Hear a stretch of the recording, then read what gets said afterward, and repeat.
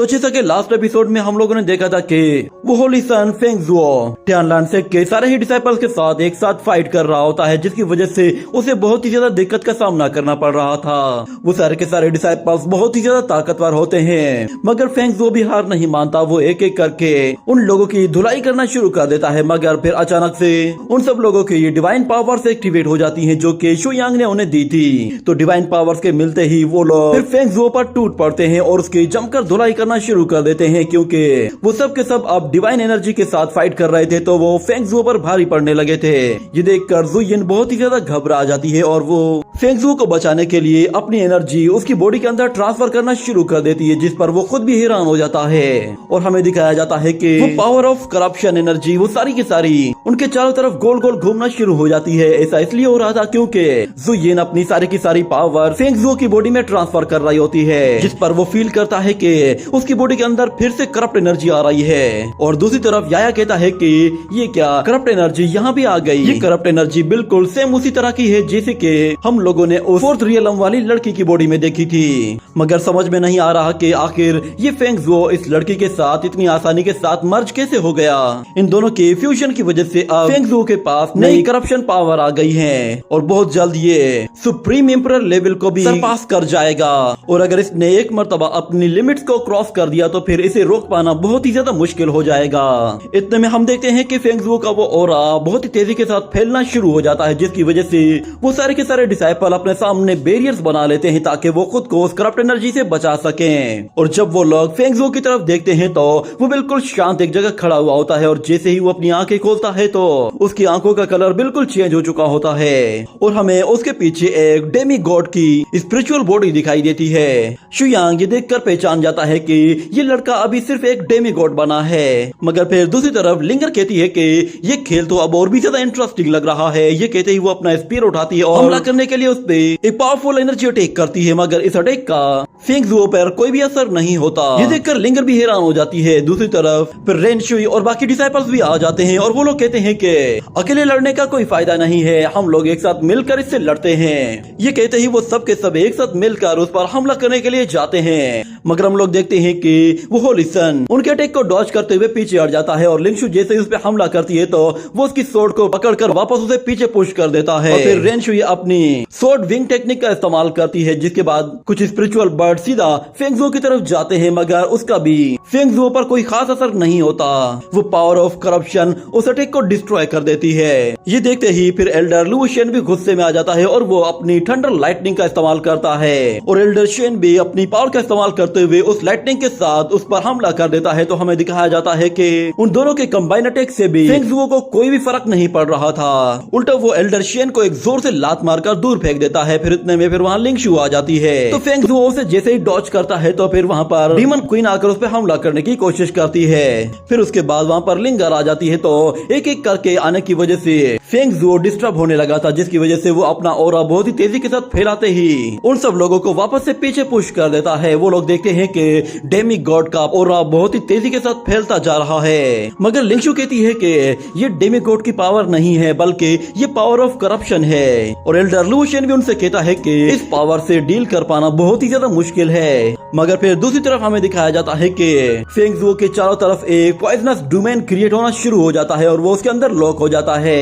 वो डोमेन असल में गाओलिन ने क्रिएट किया था और वो उसे उस डोमेन के अंदर मारने ही वाली होती है कि अचानक फेंग जुओ उस डोमेन के भी टुकड़े टुकड़े कर देता है, जिस पर गाओलिन भी बिल्कुल हक्की बक्की रह जाती है। मगर फिर लिन फेंग कहता है कि इसे तुम मुझ पर छोड़ दो। ये कहते ही वो अपना स्पीयर मारने ही वाला होता है कि फेंग जुओ उसके स्पीयर को पकड़कर उसे अपनी तरफ खींचता है, जिस पर लिन फेंग बिल्कुल हैरान सा रह जाता है क्योंकि फेंग जुओ उसे पकड़ एनर्जी अटैक करता है, जिससे वो भी इंजर्ड हो जाता है। और दूसरी तरफ हम लोग शुयान को देखते हैं, वो नीचे बैठकर सारी सिचुएशन को रीड कर रहा होता है। वो देखता है कि डेमी गॉड अभी भी उन लोगों के साथ फाइट नहीं कर रहा, बल्कि वो सिर्फ और सिर्फ उन लोगों को खुद से दूर हटा रहा है। वो डिसाइपलों से मारने के लिए एक से बढ़कर एक अटैक कर रहे होते हैं, मगर डेमी गॉड उनके कंट्रोल में नहीं आ रहा था। उन लोगों का एक भी अटैक अभी तक उसे छू तक नहीं पाया था, बल्कि वो लोग उल्टा उसकी पावर ऑफ करप्शन की वजह से काफी ज्यादा डिस्टर्ब हो रहे थे। ये देखकर शुयांग कहता है कि अब समझ में आया, ये power of corruption blood fusion की वजह से आ रही है। ये सुनकर याया कहता है कि क्या कहा आपने? Blood fusion? आखिर ये कैसे पॉसिबल हो सकता है? ये दो डिफरेंट तरह की पावर्स हैं, आखिर ये दोनों पावर्स एक साथ मर्ज हो ही कैसे सकती हैं? इस तरह की पावर्स को कंबाइन करने का मतलब है सुसाइड करना। तो शुयांग कहता है कि हाँ ऐसा ही है, मगर ये पावर ऑफ करप्शन तब तक एक्टिवेट नहीं हो सकती जब तक इन दोनों का एक दूसरे पर पूरा भरोसा ना हो। एक दूसरे पर भरोसा करने की वजह से ही इन दोनों की पावर्स मर्ज हो पाती हैं। और एक मर्तबा ये ट्रस्ट क्रिएट हो गया तो फेंग ज़ुओ अपनी सारी पावर्स को एक्टिवेट कर सकता है। ये बात सुनकर याया कहता है कि एक दूसरे पर ट्रस्ट करना कोई बड़ी बात नहीं है, मगर सारी पावर्स को एक्टिवेट करने से आपका क्या मतलब है? क्या वाकई में ऐसा कुछ पॉसिबल है? तो शुयांग उसे कुछ भी जवाब नहीं देता और ऊपर की तरफ देखता है। वो लोग अभी भी फेंग ज़ुओ के पीछे पड़े हुए होते हैं और उसकी बॉडी से पावर ऑफ करप्शन बाहर निकल रही होती है, जिसकी वजह से वो सब लोग उससे दूर हटकर खड़े हो जाते हैं। फिर हम लोग फेंग ज़ुओ की आंखों में देखते हैं, वो अभी भी अपने सी ऑफ कॉन्शियसनेस में होता है और उसके सी ऑफ कॉन्शियसनेस में हमें हर तरफ पावर ऑफ करप्शन दिखाई देती है, जो कि पूरी तरह से उसकी बॉडी में फैल रही थी। और फेंग ज़ुओ उस सारी की सारी पावर ऑफ करप्शन को तेजी के साथ एब्जर्व करता जा रहा था, मगर जैसे ही उसकी आंख खुलती है तो वो अपने सामने अपने ही मास्टर को देखता है, जिस पर वो काफी हैरान होता है और कहता है कि मास्टर आप ये क्या कर रही हैं? आप अपनी पावर मेरी बॉडी में ट्रांसफर क्यों कर रही हैं? तो फिर वो कहती है कि मुझे शुयांग के आने का पता चल गया था, इसलिए मैंने पहले से ही डिसाइड कर लिया था। मुझे अंदाजा हो गया था कि इस तरह की सिचुएशन जरूर आएगी, इसीलिए मैंने पहले से ही अपनी बॉडी को तुम्हारी बॉडी के साथ मर्ज कर दिया है। अब हमारे सी ऑफ कॉन्शियसनेस एक दूसरे के साथ इंटीग्रेट हो चुके हैं। ये बात सुनकर फेंग ज़ुओ कहता है कि मास्टर ऐसा करने से तो आप डिसअपियर हो जाएंगी, मगर वो अपने डिसाइपल से कहती है कि मेरी बात सुनो, इससे पहले कि वो डिसाइपल मेरी सारी पावर्स मुझसे छीन ले और मुझे तुमसे अलग कर दे, इससे पहले ही मैं अपनी सारी पावर्स तुम्हें देना चाहती हूँ। मैं चाहती हूँ कि मैं तुम्हारी हेल्प करूँ ताकि तुम एक गॉड बन सको। ये सुनकर फेंग ज़ुओ बिल्कुल हैरान हो जाता है और वो मास्टर से कहता है कि नहीं ऐसा ना करें, मगर ज़ुयिन कहती है कि मेरे पास बस यही ऑप्शन बचा है, मैं तुम्हारे लिए इससे बढ़कर और कुछ भी नहीं कर सकती। ये कहने के बाद हम देखते हैं कि फेंग ज़ुओ मूवमेंट करने की कोशिश करता है और तेजी से अपनी मास्टर को आकर गले लगा लेता है और कहता है कि मास्टर मुझे किसी और की जरूरत नहीं है, मुझे बस आप चाहिए। अगर आप नहीं होंगी तो फिर मैं गॉड बनकर भी इस दुनिया में क्या करूंगा? मेरा गॉड बनना भी बिल्कुल बेकार हो जाएगा। ये सुनकर ज़ुयिन भी बहुत ही ज्यादा इमोशनल हो जाती है और वो दोनों ही आहिस्ता आहिस्ता नीचे आ जाते हैं और हमें दिखाया जाता है कि ज़ुयिन उसे अपनी बाहों में थाम कर कहती है तुम इतना उदास क्यों हो रहे हो? तुम चाहते थे ना कि तुम सबसे पावरफुल गॉड बनो। तो फेंग ज़ुओ कहता है कि हाँ हमेशा से यही चाहता था, बल्कि मेरा तो यही सपना था कि मैं सबसे ज्यादा पावरफुल गॉड बनूं। और ये सपना मैंने उसी वक्त देखा था जब मैंने आपकी बॉडी को उस पावर ऑफ करप्शन बॉडी से अनफोल्ड किया था। उस वक्त से ही मैंने डिसाइड कर लिया था कि मैं सबसे ज्यादा ताकतवर बनूंगा ताकि मैं आपको हमेशा प्रोटेक्ट कर सकूं। तो वो लड़की कहती है कि हाँ तुमने अच्छा काम किया है, मुझे बचाने के लिए तुम्हारे पास और कोई रास्ता था भी नहीं, इसलिए ये बात हमेशा याद रखना कि तुमने कोई गलत काम नहीं किया है। तो फिर फेंग ज़ुओ कहता है कि मास्टर आप मेरे पास हमेशा के लिए रहिए, मुझे कोई गॉड या फिर कोई घोस्ट नहीं बनना।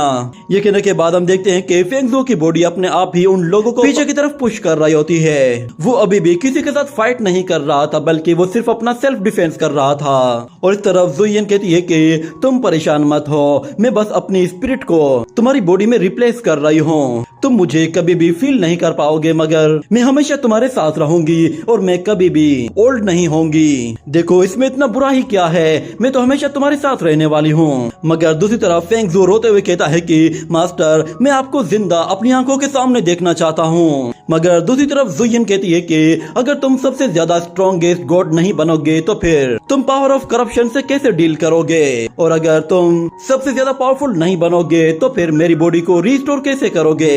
और मैं तुम्हें एक बात बताना चाहती हूँ कि मैं किसी भी चीज के टेस्ट को फील नहीं कर सकती, मगर उसके बावजूद भी तुमने मुझे जितने भी फ्रूट्स ला कर दिए थे वो सच में काफी मजेदार थे। ये कहने के बाद उसकी बॉडी अपने आप ही रेज होना शुरू हो जाती है, जिस पर फेंग ज़ुओ रोते हुए कहता है कि मास्टर प्लीज मत जाइए। मगर जुयिन कहती है कि फेंग जुओ, शायद तुम नहीं जानते मगर मैं अपनी जिंदगी में आज सबसे ज्यादा खुश हूँ। इतनी खुशी मुझे पहले कभी नहीं मिली। मगर फेंग जुओ कहता है कि मास्टर प्लीज मत जाइए, मुझे आपकी जरूरत है। मगर फिर जुयिन कहती है कि तुमने मुझे हमेशा फीड किया, हमेशा मेरा ख्याल रखा था और अब बदले में मैंने तुम्हें फीड किया है। मैं चाहती हूँ कि तुम कभी भी उदास मत हो। ये कहने के बाद उसकी बॉडी पूरी तरह से रेज हो जाती है, जिसकी वजह से फेंग जुओ वहीं पर ही बैठकर रोना शुरू कर देता है और कहता है कि मुझे आपकी जरूरत थी, आप क्यों चली गई। और दूसरी तरफ हम देखते हैं कि जुयिन के मरने की वजह से फेंग जुओ को एक सदमा सा लगता है, जिसकी वजह से उसकी बॉडी बहुत ही ज्यादा करप्ट एनर्जी को रिलीज करना शुरू कर देती है। ऐसा लग रहा था कि जैसे वो आउट ऑफ कंट्रोल होने लगा है। और शुयांग ये सब कुछ देख रहा होता है। उसे ये भी पता था कि उसके सी ऑफ कॉन्शियसनेस के अंदर क्या चल रहा है। फेंग जुओ अपने सी ऑफ कॉन्शियसनेस के अंदर रो रहा होता है। इतने में अचानक उसे एक गोल्डन लाइट दिखाई देती है, जिस पर वो भी हैरान हो जाता है, क्योंकि वो गोल्डन लाइट किसी और की नहीं बल्कि शुयांग की होती है।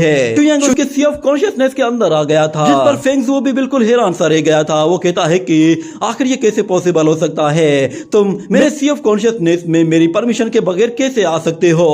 मगर फिर उसे याद आता है कि ये तो इमोर्टल जियो का डिसाइपल है। वो शुयांग से कहता है कि तुम इमोर्टल जियो के डिसाइपल हो, इसका मतलब है कि तुम मेरी मास्टर को बचा सकते हो। तुम्हारे अंदर इतनी कैपेबिलिटी तो होगी कि तुम उसे दोबारा से रिवाइव कर सको, प्लीज उसे बचा लो।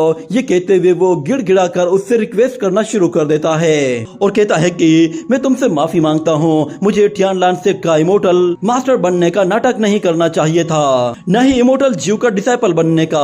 मैं तुम्हारे अगेंस्ट कोई भी एक्शन नहीं लूंगा, प्लीज मेरी एक रिक्वेस्ट मान लो और उसे बचा लो। तो शुयांग उससे कहता है कि तुम्हारी मास्टर का सी ऑफ कॉन्शियसनेस तुम्हारे सी ऑफ कॉन्शियसनेस के साथ पूरी तरह से इंटीग्रेट हो चुका है। अगर मैं उसे बचाऊंगा तो फिर तुम्हारे पास कुछ भी नहीं बचेगा। जिस पर वो कहता है कि मुझे परवाह नहीं। मगर फिर शुयांग उससे कहता है कि मैं जानता हूँ तुम मेरे मास्टर की कंट्रोल टेक्निक को सीखने की कोशिश कर रहे हो, मगर तुमने अभी उसे सिर्फ और सिर्फ हाफ स्टेप तक ही सीखा है। ये सुनकर फेंग जुओ बिल्कुल हैरान हो जाता है और कहता है कि क्या मैंने अभी सिर्फ हाफ सीखा है। ये कहने के बाद हम लोग उनके सी ऑफ कॉन्शियसनेस से बाहर आते हैं, जहाँ हम देखते हैं कि शुयांग उसके बिल्कुल सामने खड़ा हुआ होता है और वो एक स्पिरिचुअल सोर्ड क्रिएट करता है, जिस पर वो सारे डिसाइपल्स हैरान हो जाते हैं और कहते हैं कि फाइनली मास्टर कोई एक्शन लेने वाले हैं। लगता है कि शायद वो फेंग जुओ का काम तमाम कर देंगे। बहुत लंबा टाइम हो गया है, हम लोगों ने मास्टर को अभी तक फाइट करते हुए नहीं देखा। लगता है शायद इस मर्तबा वो सीरियस हैं। मगर फिर शुयांग कहता है कि कंट्रोल करने का second step against the sky है। ये कहते ही वो अपनी स्पिरिचुअल सोर्ड को हवा में ऊपर उठाता है, जिस पर फेंग जुओ थोड़ा सा डर जाता है और उसी के साथ ही ये एपिसोड यहीं पे ही एंड हो जाता है।